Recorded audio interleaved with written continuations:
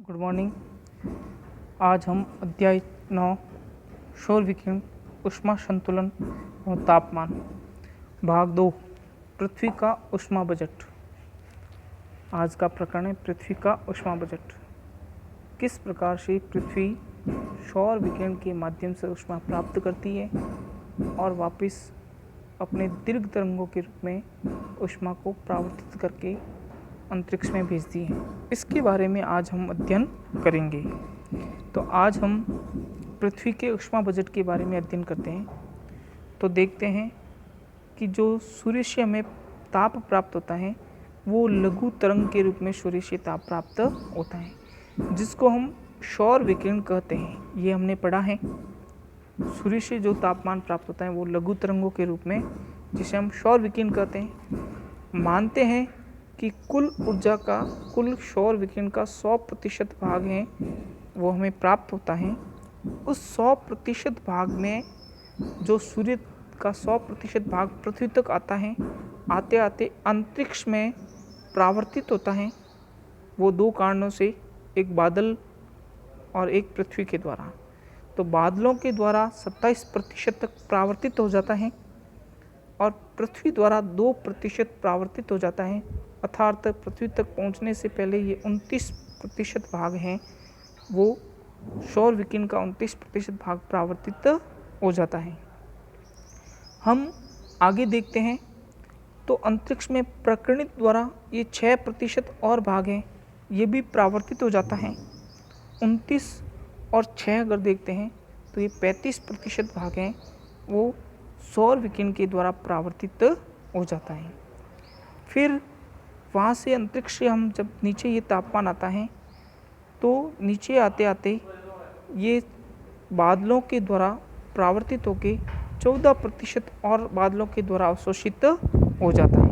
अर्थात 49% भाग हैं, 100% में से 49% भाग हैं वो अंतरिक्ष में पृथ्वी के पहुँचने से पहले ही परावर्तित, प्रकीर्णित बादलों के द्वारा, अंतरिक्ष के द्वारा ये परिवर्तित हो जाता है और पृथ्वी तक नहीं पहुंच पाता है। सिर्फ पृथ्वी के पास में 51% भाग ही पृथ्वी के पास में तापमान पहुंचता है। कितना पहुंचता है? 51%। 51% भाग है, जो 17%, इस 51% का 17% है वो पृथ्वी पर प्रकीर्णन विकिरण के माध्यम से पहुंचता है और 34% है वो प्रत्यक्ष रूप से पृथ्वी तक तापमान पहुंचता है। इस प्रकार से हम कह सकते हैं कि सूर्य का 100% तापमान है, उसमें से पृथ्वी तक सिर्फ 51% तापमान ही पहुंच पाता है।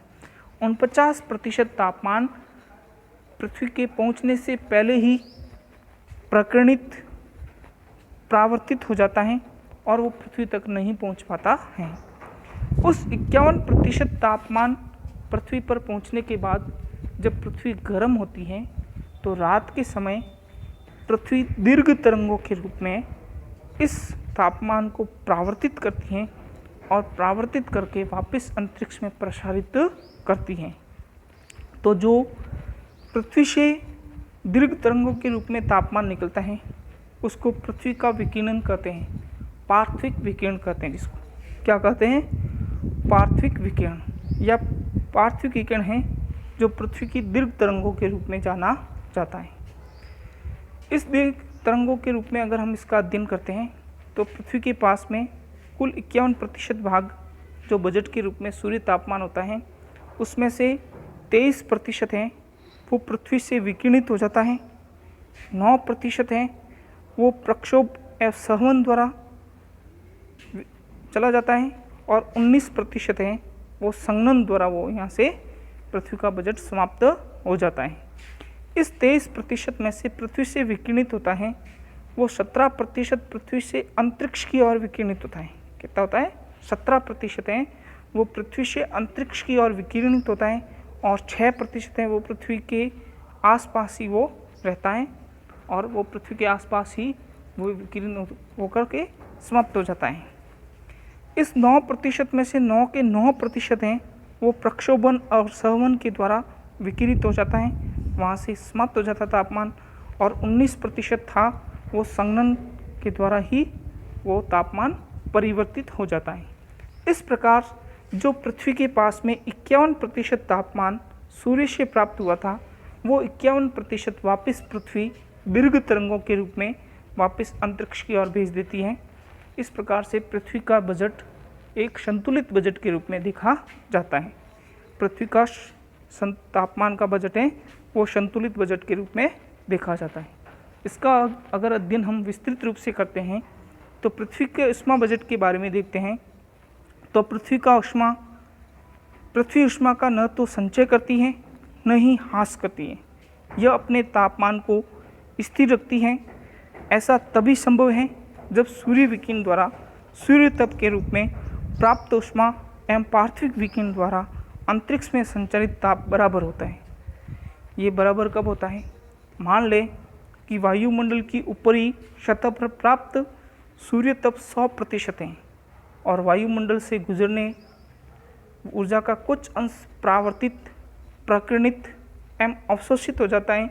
केवल शेष भाग ही पृथ्वी की सतह तक पहुंचता है और 100 इकाइयों में से 35 इकाइयाँ पृथ्वी के धरातल पर पहुंचने से पहले ही अंतरिक्ष में परावर्तित हो जाती है।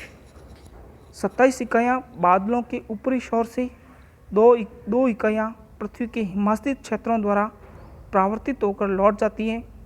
सौर विकिरण की इस परावर्तित मात्रा को पृथ्वी का एल्बिडो कहते हैं। इस प्रकार से प्रथम 35 इकाइयों को छोड़कर बाकी 65 इकाइयाँ अवशोषित होती हैं। 14 वायुमंडल में तथा 51 पृथ्वी के धरातल द्वारा और पृथ्वी द्वारा अवशोषित ये 51 इकाइयाँ पुनः पार्थिव विकिरण के रूप में लौटा दी जाती हैं। इनमें से 17 इकाइयाँ तो सीधे अंतरिक्ष में चली जाती हैं और 34 इकाइयाँ वायुमंडल द्वारा अवशोषित होती हैं। 6 इकाइयाँ स्वयं वायुमंडल द्वारा, 9 इकाइयाँ सहवन के जरिए और 19 इकाइयाँ संघनन की गुप्त ऊष्मा के रूप में वायुमंडल द्वारा 48 इकाइयों का अवशोषण होता है। इनमें से 14 इकाइयाँ सूर्य तप की और 34 इकाइयाँ पार्थिव विकिरण की होती हैं। वायुमंडल विकिरण द्वारा इनको भी अंतरिक्ष में वापस लौटा दी जाती हैं। पृथ्वी के धरातल तथा वायुमंडल से अंतरिक्ष में वापस लौटने वाली विकिरण इकाइयाँ क्रमशः 17 और 48 हैं, जिनका योग 65 होता है। वापस लौटने वाली ये इकाइयाँ उन 65 इकाइयों का संतुलन कर देती है जो सूर्य से प्राप्त होती हैं। यही पृथ्वी का ऊष्मा बजट अथवा ऊष्मा संतुलन है। यही कारण है कि ऊष्मा के इतने बड़े स्थानांतरण के बावजूद भी पृथ्वी न तो बहुत गर्म होती है और न ही ठंडी होती है। इस प्रकार से पृथ्वी के बजट के बारे में हमने अध्ययन किया। पृथ्वी की सतह पर कुल ऊष्मा बजट में भिन्नता है। पहले आपने पढ़ा है कि पृथ्वी की सतह पर प्राप्त विकिरण की मात्रा भिन्न पाई जाती है। पृथ्वी की सतह पर प्राप्त विकिरणों की मात्रा में भिन्नता पाई जाती है। पृथ्वी के कुछ भागों में विकिरण संतुलन में अधिशेष पाया जाता है, परंतु कुछ भागों में ऋणात्मक संतुलन होता है। जैसे आपको चित्र में दर्शाया है कि पृथ्वी वायुमंडल तंत्र के शुद्ध विकिरण में अक्षांशीय भिन्नताओं को दर्शाया गया है। यह शुद्धि विकिरण में अधिशेष 40 डिग्री उत्तरी और दक्षिणी अक्षांशों में अधिक हैं, परंतु ध्रुवों के पास में कमी पाई जाती है। उष्णकटिबंधीय क्षेत्रों में ताप ऊर्जा ध्रुव की ओर पुनः वितरण होती है। फलस्वरूप उष्णकटिबंधीय ताप संचय के कारण बहुत अधिक गर्म नहीं हो और नहीं उच्च अक्षांश अत्यधिक कमी के कारण पूरी तरह जमे हुए हो। इस प्रकार से हमने देखा है कि पृथ्वी के अंदर किस प्रकार से जो ऊष्मा का बजट है वो भिन्न भिन्न रूप में पाया जाता है। हमने देखा है कि जैसे जैसे हम विषुवत रेखा से उत्तरी ध्रुव की ओर या दक्षिणी ध्रुव की ओर बढ़ते हैं तो सूर्य की किरणें धीरे धीरे तिरछी होती जाती है। तिरछी होने के कारण सूर्य का तापमान में परिवर्तन होता है।